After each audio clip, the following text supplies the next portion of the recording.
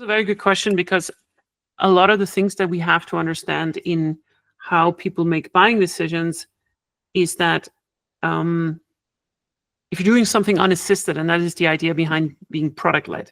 And I'm not talking now about product-led sales, which is kind of like taking some of the parts to be self-served versus other parts to be sales-led.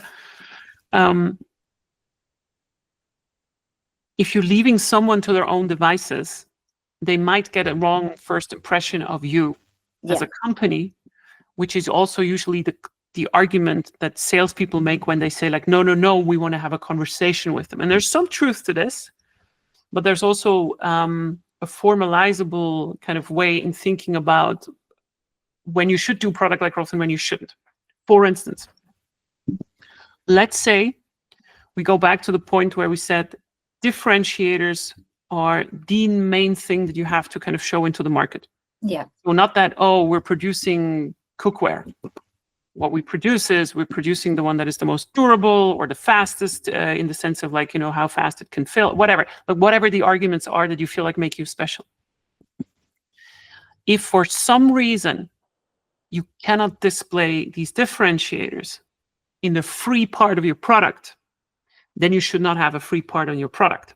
Interesting. So, for instance, we pride ourselves at GutPhoto to have really good customer reps, to the point that we think that this is a differentiator in the market.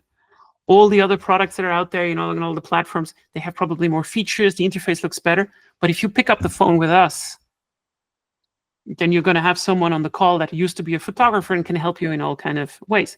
Now, if you have a freemium, it's very hard to kind of weave this experience into that, right? So you have to make a decision as a company. Can we display this differentiator in the free part of the product? If not, then we probably should not structure it in this way. So that's very important. So the first impression, whatever it is, has to be indicative of the full experience that you're getting at the end.